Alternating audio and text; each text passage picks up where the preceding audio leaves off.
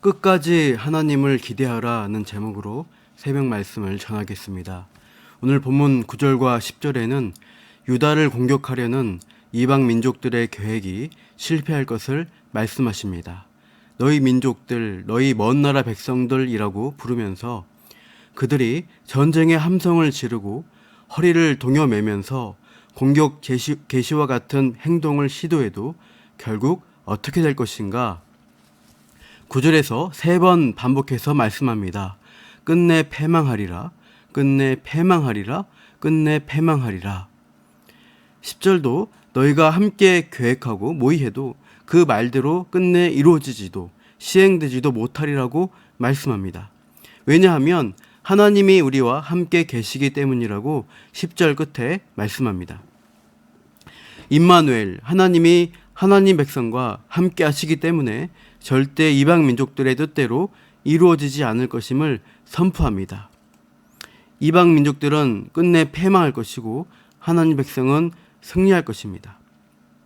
지금 아하스 왕과 백성들을 두렵게 하는 아람, 에브라임 연합군이나 혹은 아수르 같은 강대국이 쳐들어올지라도 하나님이 함께 하시면 그 이방 민족들이 하나님 백성들을 어찌할 수 없다는 것을 분명히 알려주십니다. 이렇게 이사야가 하나님의 말씀을 계속 전하는데 아하스 왕은 듣지 않습니다. 이미 아하스 왕은 외교 전략으로 아수르의 힘을 의지하고 도움을 구하기로 결정하였던 것입니다. 그러니까 아하스 왕과 그 백성은 끝내 자기의 길을 걸어가는 것입니다. 그리고 이 친아수르적 행보에 반대하는 의견에 대해 반역의 프레임을 덧씌웁니다. 11절 하반절 이 백성의 길로 가지 말 것을 내게 깨우쳐 이르시되 12절 이 백성이 반역자가 있다고 말하여도 너희는 그 모든 말을 따라 반역자가 있다고 하지 말며 이 백성의 길 곧 하나님을 불신하고 세상 강대국을 믿고 의지하는 그런 길을 가지 말라고 깨우치려 하지만 오히려 12절 말씀처럼 이에 반대하는 이사야와 같은 사람들을 반역자로 몰아가는 조짐을 보입니다. 아하스 왕의 뜻에 따르지 않으면 반역이라는 것입니다. 그러나 하나님께서는 이 백성의 길로 가지 말라고 하십니다. 하나님의 백성은 여호와의 길을 따라가야 합니다. 사실 진짜 반역자는 하나님의 말씀에 순종하지 않는 그들입니다.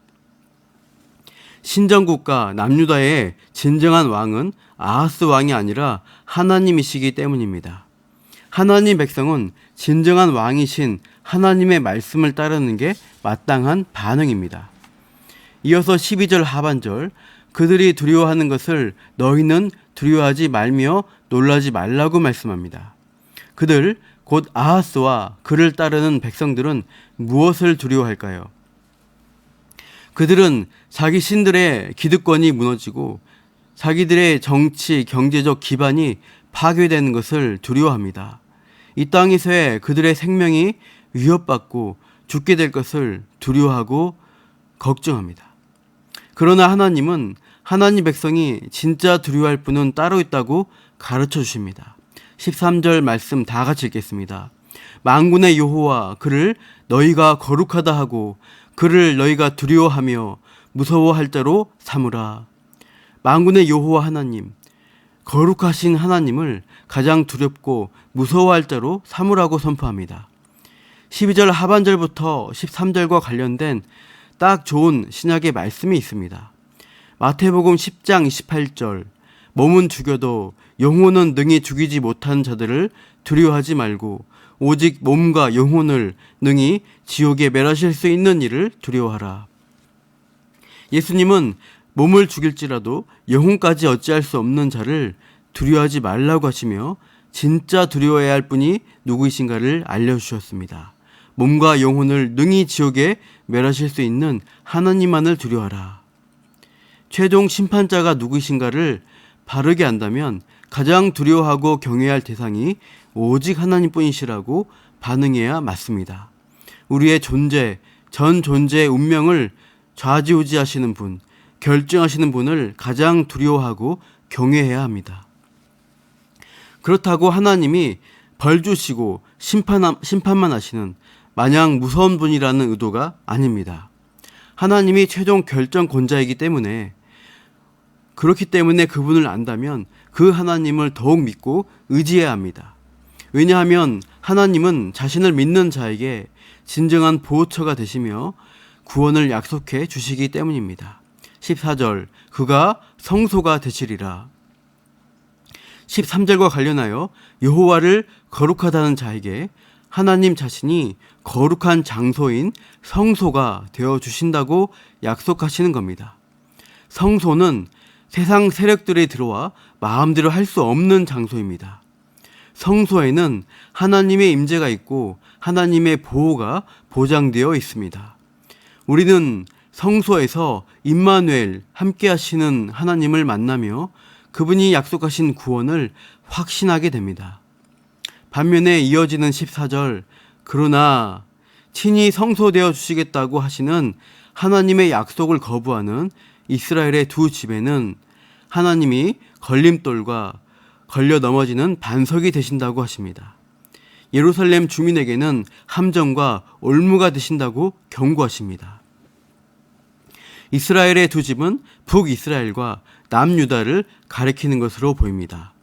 분열된 두 왕가를 향해 하나님은 끊임없이 선지자를 보내셔서 말씀하셨지만 그들은 세속적 정치 세력으로 전락하고 맙니다. 하나님 말씀을 따르지 않고 불신자와 같이 세속적 왕과 다름없는 정책과 수단 방법을 강구할 뿐입니다. 그렇게 하는 남북 왕가에는 하나님 말씀이 오히려 걸림돌이 되고 실족해 하는 반석이 되신다고 합니다. 함정과 올무가 되어 15절, 많은 사람들이 걸려 넘어지고 뼈가 부러지고 덫에 걸려 잡혀 죽게 될 것입니다. 앞서 9절, 이방 민족들의 운명처럼 끝내 패망하는 길로 가는 것입니다. 하나님의 말씀을 듣지 않는 그들은 배교의 길을 찾아갑니다. 19절, 주절거리며 속살거리는 신접한 자와 마술사에게 물으러 가는 것이죠. 하나님께 구하지 않고 죽은 조상신이나 귀신 같은 신접하는 주술 같은 것으로 응답을 받으려고 하는 것입니다. 전사하기 직전 사울이 엔돌의 신접한 여인을 찾아간 것처럼 귀신에게 자기가 원하는 답을 얻으려고 애쓰는 것입니다. 이렇게 배교의 길을 갈 때 어떤 결과를 맞이하게 될까요? 아침빛을 보지 못하고 21절, 헤매며 공고하며 굶주릴 것이고 격분하여 자기의 왕과 하나님을 저주할 것이고 위를 쳐다보아도 22절, 땅을 굽어보아도 보이는 것은 뭐냐? 환난과 흑암과 고통의 흑암뿐이리니 그들이 심한 흑암 가운데로 쫓겨 들어가리라. 환난과 고통이 따르는데 흑암이 3번이나 나옵니다. 원어로는 다른 단어들인데 의미는 다 비슷합니다. 흑암, 어둠으로 번역될 수 있는 말들이 반복되어서 그들에게 전혀 구원의 빛이 비치지 않는 캄캄한 어둠밖에 없을 것이라고 경고합니다.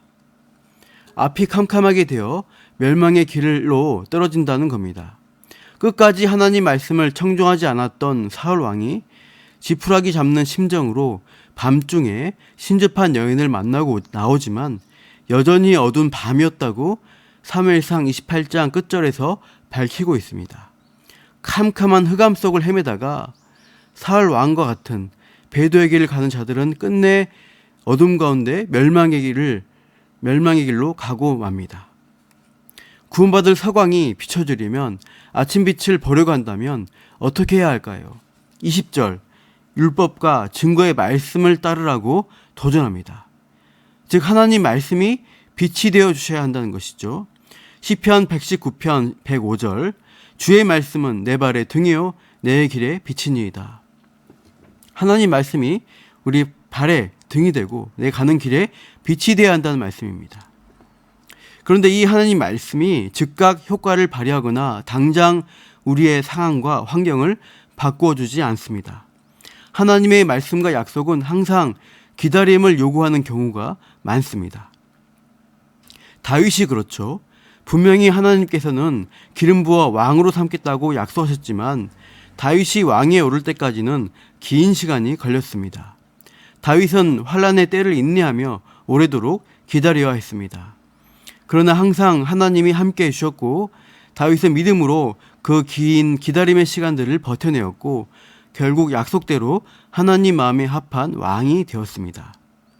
본문 이사야에게도 그런 기다림의 태도를 찾아볼 수 있습니다. 자신의 메시지를 듣지 않는 아하스 왕과 그 세력들에게 반역자라고 의혹받는 상황에서 이사야는 포기하지 않고 기다리는 자세를 갖습니다. 16절, 너는 증거의 말씀을 싸매며 율법을 내 제자들 가운데에서 봉함하라. 하나님 말씀이 선포되어도 거부하는 세태 가운데 이사야는 그 말씀을 간직합니다. 언젠가 이루어질 것을 알고 기다리는 것입니다. 17절 말씀 다 같이 읽겠습니다. 이제 야곱의 집에 대하여 얼굴을 가리시는 여호와를 나는 기다리며 그를 바라보리라. 얼굴을 가리시는 여호와, 불신하고 불순종하는 야곱의 집에 대하여 은혜와 구원의 얼굴을 가리시지만 이사야는 심판만이 하나님의 최종적 뜻이 아님을 압니다. 심판하시지만 다시 회복시키시고 구원하실 것을 내다보고 기대합니다. 그래서 나는 하나님을 기다리며 그를 바라보겠다고 다짐합니다. 18절, 보라 나와 및 여호와께서 내게 주신 자녀들이 이스라엘 중에 징조와 예표가 되었다고 말씀합니다. 나와 및 내게 주신 자녀들, 여기서 나라는 1인칭 대명사가 사용되는데 원어로 나를 매우 강조하는 표현입니다. 자녀들의 이름과 함께 이사야의 이름도 징조와 예표가 된다는 것을 알고 있습니다. 이사야의 이름 뜻은 여호와께서 구원하신다는 구원의 이름입니다. 그리고 이사야에게 주신 아들들의 이름도 징표와 예표가 됩니다. 앞서 8장 3절에서 4절 보시면 마할 살랄 하스바스라는 이름, 신속한 약탈, 빠른 노략이라는 뜻으로 아람과 북이스라엘이 아수르에 의해 신속히 멸망당할 것을 예언한 이름입니다. 심판의 이름입니다. 그리고 7장 3절에 스알 야숲이라는 이름이 있습니다. 이 아들의 이름 역시 남는 자가 돌아오리라. 심판이 있은 후에 남은 자가 회복되고 돌아올 것을 약속한 뜻입니다. 이렇게 아들들의 이름과 이사야 자신의 이름들을 통해서 심판을 하시지만 회복과 구원을 베푸실 선하신 하나님을 믿고 기대하는 이사야의 태도를 찾아보게 됩니다. 이사야는 말씀을 거부하는 어려운 상황에서도 분명히 하나님의 뜻대로 이루어질 것을 바라보고 자신에게 성소되어 주시고 구원을 베푸실 하나님을 끝까지 기대하고 믿습니다. 우리가 살아가는 이 세상에서 우리 역시 끝까지 하나님을 기대해야 하겠습니다. 당장은 문제가 해결 안 되고 세상의 손가락질을 받고 오해받아도 하나님이 주신 약속을 붙들어야 합니다. 다윗처럼 이사야처럼 언젠가 말씀대로 이루실 하나님을 믿고 인내하며 기다리시기를 바랍니다. 끝내 이루시고 좋은 것을 주시는 선하신 하나님을 기대하며 오늘도 힘차게 나아가시기를 축복합니다. 기도하겠습니다. 하나님 아버지, 세상은 자신들의 지혜로 자신들의 길을 가려고 합니다. 그러나 우리는 하나님의 말씀의 빛으로 믿음의 길을 걸어가는 하나님 백성임을 고백합니다. 당장 눈에 보이는 해결은 없을지라도 우리의 성소와 보호자, 구원자 되시는 하나님을 기대하며 오늘도 믿음으로 인내하며 말씀에 순종하는 주의 백성으로 살게 하옵소서. 그렇게 우리 가운데 역사하실 하나님을 기대하며 감사하며 이 모든 말씀 예수님의 이름으로 기도합니다. 아멘.